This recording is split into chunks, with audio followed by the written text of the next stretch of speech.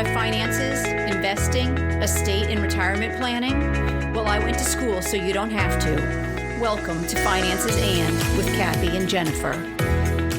Welcome to Finances and Financial Anxiety. We're getting very close to the holidays, and for most people, holidays should be a time for joy, but for a lot of us, it's actually a time where, you're trying to manage keeping our jobs. We're trying to keep our sanity and keep track of our finances. So today we thought we'd remind you of some ways to help minimize some of your financial anxiety. Some of the signs that we're going to talk today about are the same as generalized anxiety, but we were going to really focus on the financial stressors and then the signs of that. So, for example, you might be feeling depressed or anxious about money, or you might find yourself overspending. And in contrast to overspending, you might actually have an obsession with being frugal instead. You could also have some discomfort with accumulating wealth or relying completely on others to handle your finances.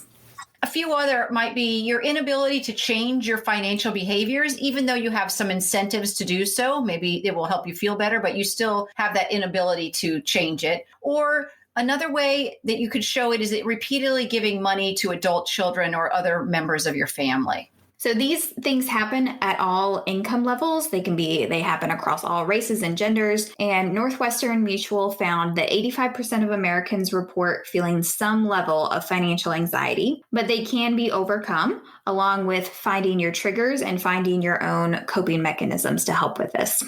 So often these anxieties start in childhood. They could come from watching how your parents handle money or how they don't handle money. These are our first look at how we should react to finances.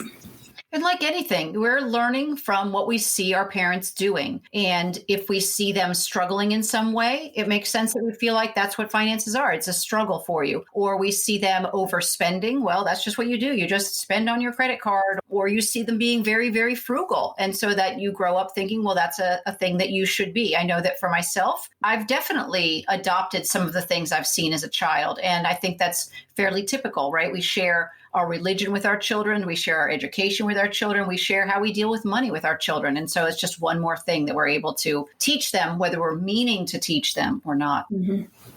Losing your job or a foreclosure can actually trigger some of these anxieties, and trying to make the holidays seem unforgettable is another way that can trigger anxiety in people. They sort of fall back into poor spending choices, feeling like they're going to miss out somehow if you don't overspend. In the book, The Art of Money by Barry Tesler, he suggests to schedule time to focus on your finances on a regular basis, and that includes during the holiday season as well. And to make sure that you're doing that focusing with your partner if you have one, and especially if you have shared accounts. Yeah, that's good advice. It's really easy to get overwhelmed if you don't do that on a regular basis. If you let that pile up, then it can seem overwhelming.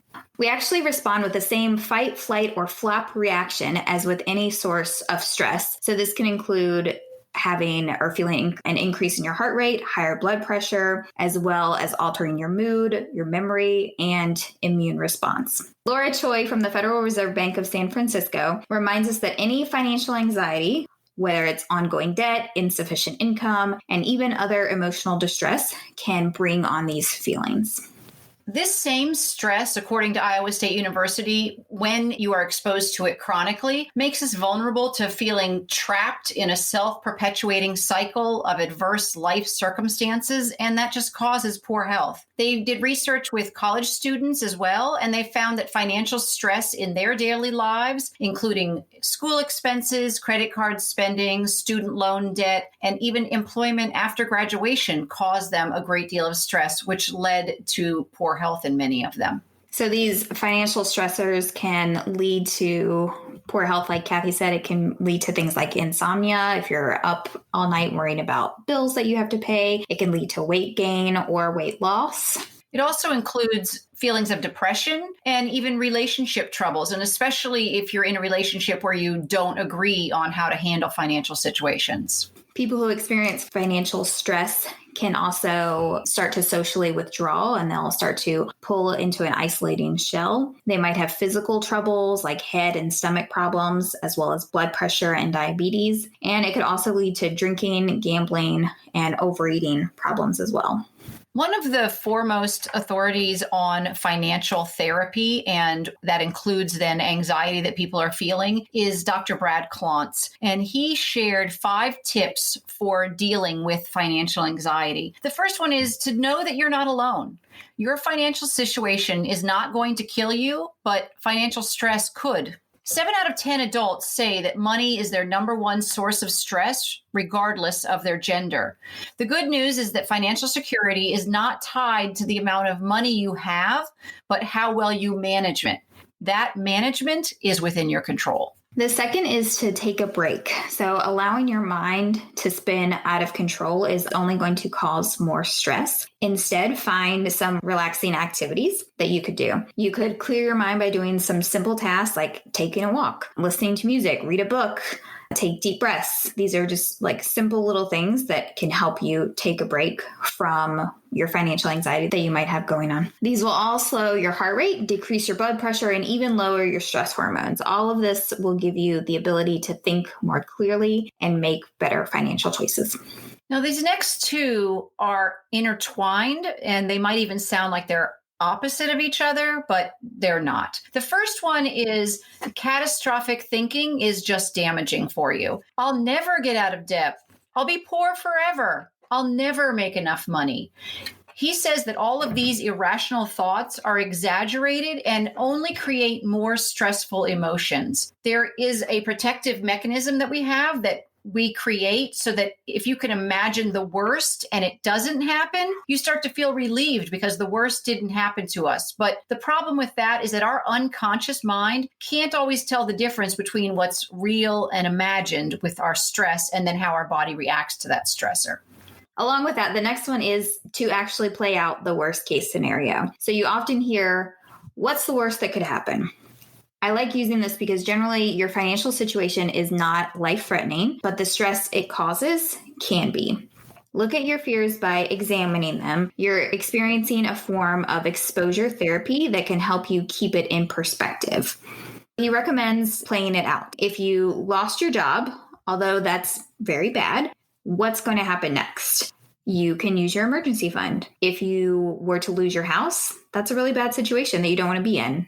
But what would happen next? You could move in with family or friends. Not ideal, but it's not the end of the world. So these are not desirable. They're not what you want in the moment, but they're also not life-threatening. So they're inconvenient. It's something that you can still manage. They seem like they're the same thing, but what he's trying to say is that catastrophic thinking is, oh no, Chicken Little, the sky is falling, woe is me, nothing can be done.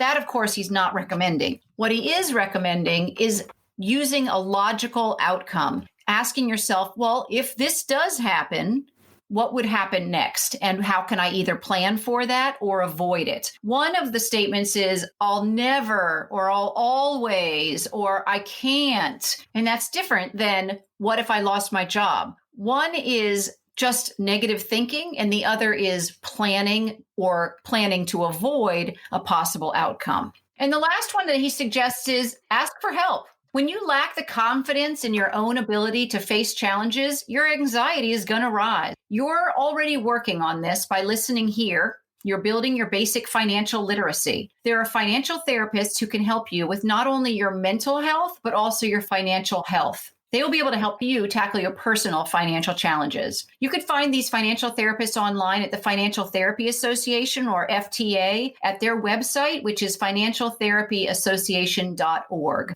So don't let your holiday plans be a part of any financial anxiety. Instead, plan ahead, do what you can, and accept that every year is not going to look the same. Every year is going to be different, and your planning will help ease some of your financial anxiety. So you're already working on making better choices by being here and listening and educating yourself. So keep up the good work. Thanks for listening to Finances and Financial Anxiety. We know you chose to listen and we're grateful. If you enjoyed this episode, please subscribe and share, and consider leaving a review because it helps bring financial education to others and it helps them find us more easily. Please let us know what questions you'd like answered, like my neighbor, by going on to our website at financesand.net. You can now find the infographics for these topics here and in the show notes and at our website. Finances and does not provide tax or legal advice, and nothing in this podcast is to be construed as such. Always consult a tax, accounting, or legal professional for advice on your specific situation. Remember, I went to school, so you don't have to. I can't see your thumb.